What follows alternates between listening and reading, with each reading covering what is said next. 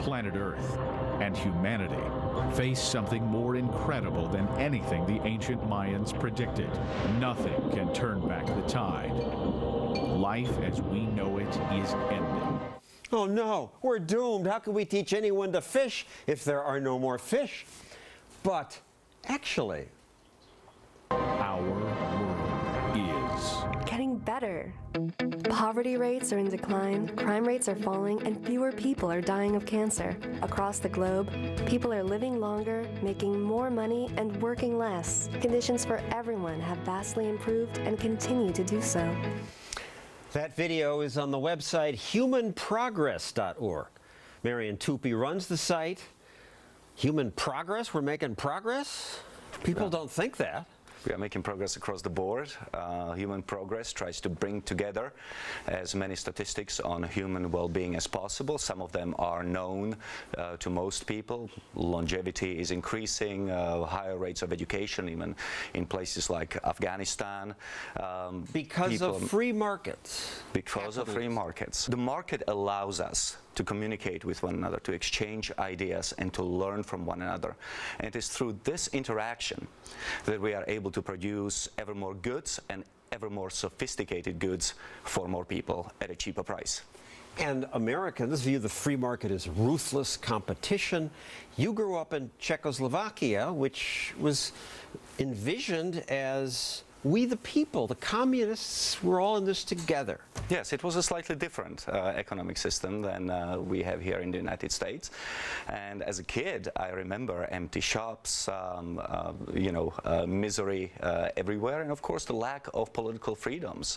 But now, thanks to free market reforms that have taken place over the last 25 years, Central and Eastern Europe, not to mention India and China, are doing much better than in the past. And at Human Progress, they have all these charts documenting this. Perhaps this one is the most impressive. It's life expectancy. What measures things better than that? Look how for years people died at age 30. Only recently, once you got private property and economic freedom, does the line go up to 65? Prior to the Industrial Revolution, throughout the history of our species, life expectancy was somewhere around 25 years. But once Industrial Revolution took people off the land, we were able to generate much more energy and, of course, feed many more people. You know, the population of the United States has increased by 21,000% between 1600 and 2010, and yet 98% decline in the number of people who work in agriculture. And their lives are better. And yet, few Americans get that free markets make life better. Many looked at me like I was nuts when I asked them this. What helps people more, charity or capitalism? Charity. What helps? Capitalism helps rich people, charity helps poor people. Capitalism might be the problem that creates so many poor people. Capitalism is the problem? Why don't they get it? Well, there are a number of reasons for that. I think the most obvious reason is education. When children are being taught from early age that capitalism is not only destructive but also immoral, they're much less likely to support it. But also, capitalism is a process and an outcome of trillions of decisions made by billions of people that came together in a spontaneous kind of way.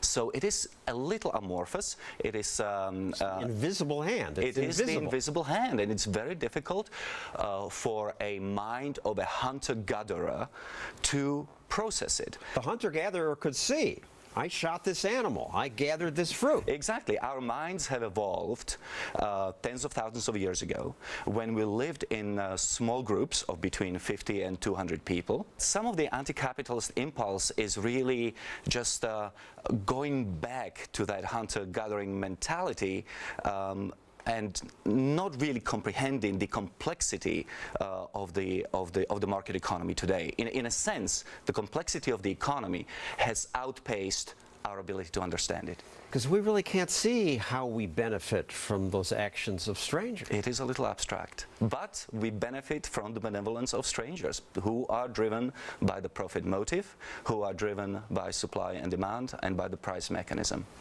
And when people really get involved in the aid world and bother to study the data, some of them do start to understand that markets are superior even to charity. Here's the singer Bono.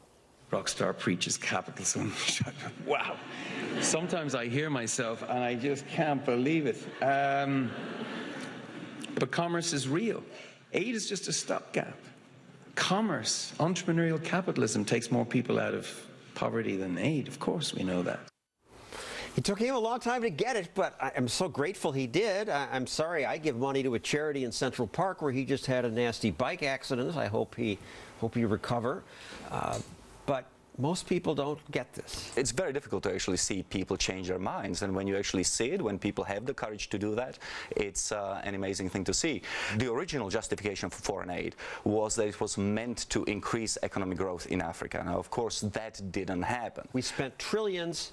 It hurt economic growth. It was a disincentive to reform.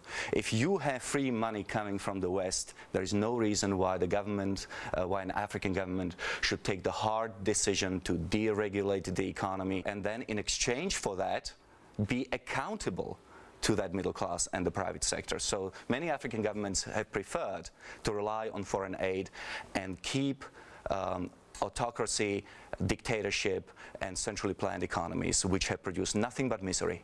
And individuals are less likely to make shoes if some big American shoe store is giving free shoes to everybody in that neighborhood. Thank you, Marian Tupy.